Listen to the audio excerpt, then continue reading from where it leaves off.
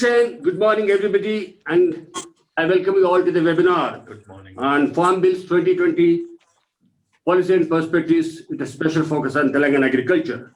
The session is being organized by Center for Good Governance in association with the Telangana State Planning Board, sir. We have luminaries, I have just introduced them. Our chief guest, Shri Vinod Kumar Garu, Vice Chairman, Telangana State Planning Board, is here. Namaskar, sir. And we have eminent personalities, luminaries, Dr. Mohan Kanda, former Secretary Agriculture, Government of India. We have Director General Manage, Dr. Chandrasekhara. And we have Dr. Ratnakar, former Director of Extension, Angru. We have Dr. H.P. Singh, an eminent personality in the country, who has been the Rajendra Prasad Agriculture University, a very eminent horticulturist. And in the panel room here, we have a farmer representative, Sri V. Rangarao Garu. He is representing the farmer, and he has taken the path from livelihoods to agribusiness. We will see how he has gone and where he has reached. We have Dr. Binod Anand, Secretary General, the Confederation of the NGOs of Rural India.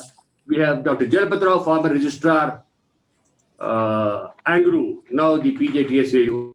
Some panelists will be joining later part of the day, and we have about 70 participants registered for the seminar. So before we begin the session, I would request Sri Rajendra MJ, the Director General Center for Good Governance, to extend formal welcome remarks to the participants. Rajendra MJ, sir, please to you. Panelists, we'll start with our chief guest, Sri Vinod Kumar Garu, Chairman Telangana State Planning Board. Welcome. Speakers, Dr. Mohan Kanda sir, Sri Chandrasekhara Garu, Binod Anand Garu, H.P. Singh Garu, Jalpati Rao Garu, and Ratnakar Garu, and other panelists. All it's our pleasure that such an important topic, timely discussion, because the farm will impact our country. There are opinions which are for, against, and it is going to make a huge on our way we operate in this country. The whole country is looking towards this, and it is going to take shape. There are strong views, and that's why I think it's really a pleasure for us that in Telangana we take pride that we could able to organize on such an important topic, because Telangana was in forefront in many aspects, and our Honorable CM has shown the way that how that farming can become into a mainstream. We produce the largest amount of this paddy, and then we are shown that there's more than 40% increase in the procurement itself, that we can do it. But the time has come, we should stay in forefront. Our MSP take slowly, like subsidies have been fizzled out, how it will take shape. So the topic which I'm dealing on this, panelists will speak on this, and I'm sure by this webinar which we have organized in collaboration with the planning board, right on very important. Definitely, Telangana is showing the leadership, and the government of India will take note of it. These are points which will make and will help government of India to tweak its policy, and going forward useful to particularly our farming community, which is always remain a backbone for our economy and for all our operations. And with that, I would like to once again welcome each one of you. The people who have joined the webinar, I would like to thank all of you, because you are there and your views are so important. You can just keep on your questions in question answer session, and in between also you can comment. Panelists will go through that and will try to answer as much as possible. And with that, I would like to thank each one of you to join this important webinar by us. Welcome, and I will now hand over back to the Prasad to as the panelist how to go about it. Thank you. Thank you, sir. Well, I'm just a moderator. I'll set the context for the meeting, actually. Once again, I would like to welcome Sri Vinod Kumar, Vice President of the Telangana State Planning Board. As you all know that he is a very well-known parliamentarian who has been elected to the 14th and 16th Lok Sabha from Hanamkonda and Karimnagar constituencies respectively. Well, actually, basically, he was a practicing lawyer and one of the founder of the Telangana Rashtra Samiti, a political party which is in power today for the last 6 years. Well, he has been member of the various parliamentary standing committees. For example, the Water Resource Committee. He has been member of the Consultative Committee and the Ministry of Health and Family Welfare. He has been member of the Joint Committee and the Right for Compensation and Transparency of Land Acquisition Act, which was passed in 2013 and 14 beginning. He was member of the Rehabilitation Resettlement Second Amendment of the 2015. And he has been member of the Joint Committee and the Enforcement of Security Interest and Recovery of Debt Laws. And he has been a member of the Public Undertakings Committee of the Indian Parliament. Well, presently he is the Vice Chairman of the Telangana State Planning Board, very well-known personality throughout the state, not only in Telangana, but in Andhra and other states as well. And he's supposed to be the ear and eyes of the Chief Minister of Telangana. With vast experience, I'm sure he is going to contribute a lot for today's seminar. It's very happy to welcome you, sir, for joining this session as chief guest. Well, I would just like to set the context for the seminar, webinar. As you all know, last year, the two houses of parliament have passed 3 agriculture bills. Later on, with the assent of the President of India on 27th of September, they have become acts. The names of the bills and acts are very lengthy, but I would put them in brief. The first one is Barrier Free Trade Act. The second one is Essential Commodities Amendment Act. The third one is Contract Farming Act. Well, there is no doubt that these acts have attracted diverse set of reactions from farmers and farmers organizations, politicians and political parties across the country. While some have hailed as pro-farmers, others claim to be disastrous. Since then, widespread protests are continuing across India, and amid the fear that centers new bills on regulation and these legislations might sound death knell for MSPs particularly. Farmers fear that they would be at the mercy of the big corporations for market operations, like procurement, which are currently under state control. Many consider it as a historic and watershed moment for Indian agriculture that can reduce farmers' distress, seeking to break the shackles of monopolies and middlemen. Well, friends, Government of India has explained that these acts are part of reforms that are brought in apparently to make the agriculture sector more vibrant, efficient, and lucrative to increase farmers' incomes. But why, after 3 bills are enacted as laws, lakhs of farmers, particularly around Delhi, comprised of Haryana, Punjab farmers, are agitating for last 2 to 3 months? The speakers in the next 2 hours or so would involve in deliberations from both the perspectives to reach a meaningful conclusions and recommendations. Friends, I would like to mention that this is an expert forum, apolitical, and whatever suggestions which you are going to give or whatever deliberations which are going to take place should help the government to resolve the crisis. Apart from these 3 bills, the webinar is going to focus on Telangana agriculture. Distinguished participants and eminent speakers, as you all know, irrespective of the acts, the agriculture sector in Telangana has been vibrant for the last couple of years. The net sown area during Kharif 2020 was 1.34 crore acres against a normal of 1.03 acres in the state. Paddy was sown in 53.3 lakh acres against normal sowing area of 27.2 lakh acres. This is mainly attributed to the creation of irrigated area due to Kaleshwaram. Cotton was also sown in 60.5 lakh acres against a normal of 44.5 lakh acres. Telangana state is also a major contributor to the public distribution system and contributed about 14.3%, that is 74.5 lakh metric ton of total rice procured by FCI during the Kharif 2020 season. The increase in acreage and production presents a new set of challenges to both farmers and administration as well. It would be a good opportunity to discuss these aspects in the context of newly enacted farm laws. Well, here is the agenda. The session, I would begin with the Chief Guest, Sri B. Vinod Kumar's address to the speakers and participants.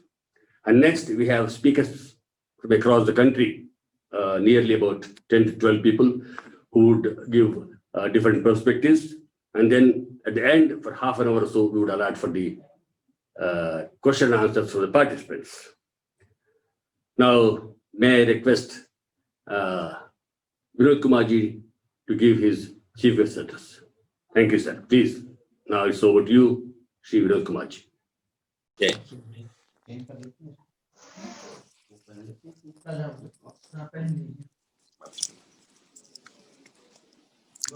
Vinod Kumarji.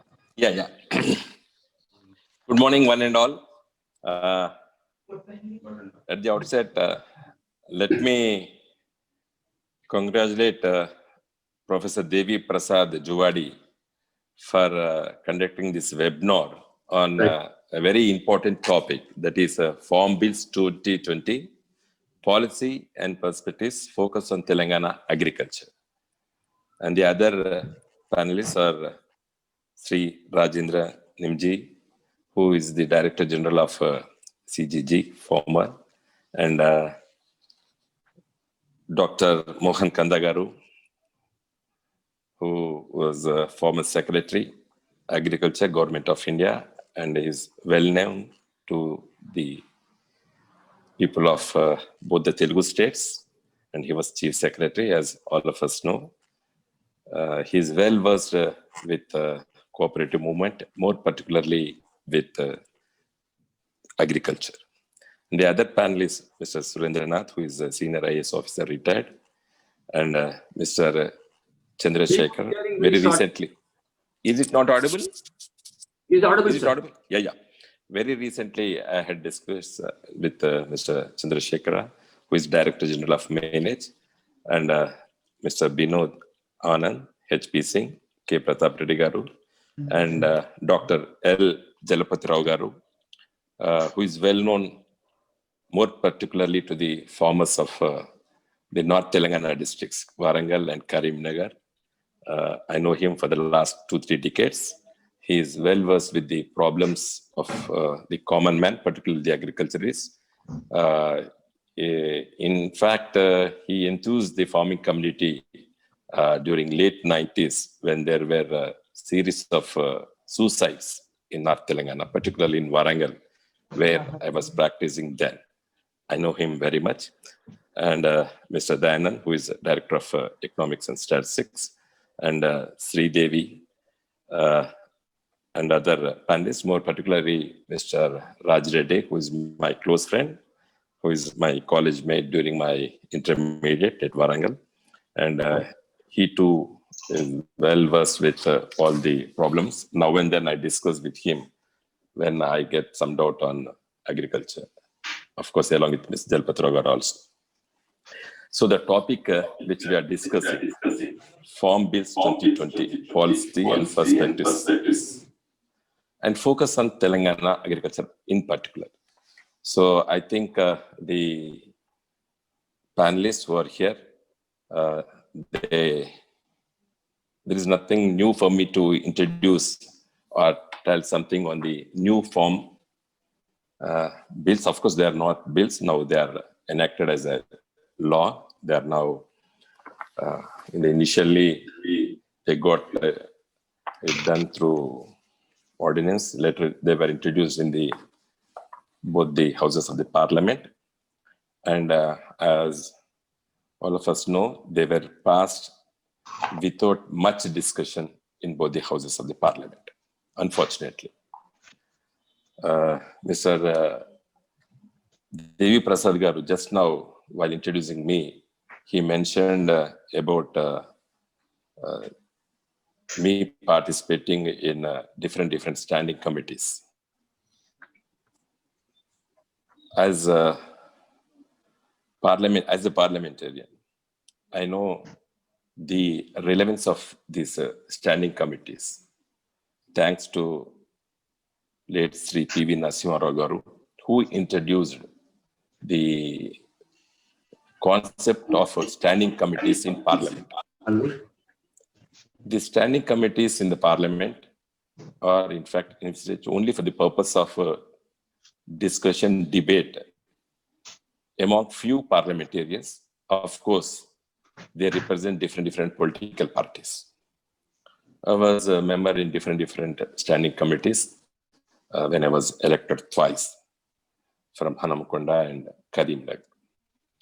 I know when the bills are introduced, either in the Lok Sabha or in the Rajya Sabha, majority of the bills are referred to standing committees. The reason is very simple. Because the standing committees constitute of different political parties, representatives in that committee. So, as you know, it is an in-camera proceedings.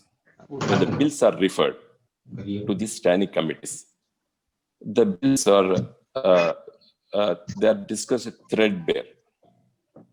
Every party, though it has its own idea, they used to suggest in a positive manner how the bills has to be introduced in the house, so that every parliament member, even if they have some idea, different ideas, they can express the parliament, of course.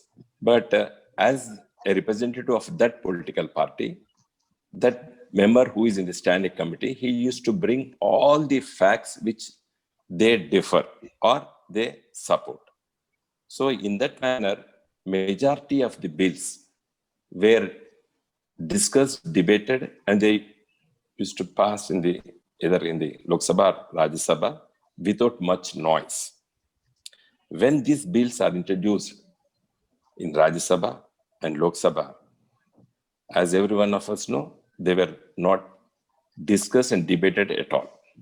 Had this bill been referred to the standing committee, I think there would not have been such a upset among the farming community, more particularly in the North India, particularly from Punjab and Haryana and some parts of Uttar Pradesh, as we are seeing. And it's unfortunate for the last 60 days, nearly 60 days, in this winter, many of our farmers, they are on their roads. And it's very unfortunate that about 50 to 60 farmers have already lost their lives. It's most unfortunate. I feel that the India government under the leadership of Honorable Prime Minister Modi ji should have asked his parliamentary minister to refer it to the standing committees, and there would not have been such a huge noise. Anyhow, regarding the merits of the bills, there are divergent views. Some say that these bills are good. Of course, this act, in fact, I should not say bills, already it's an act.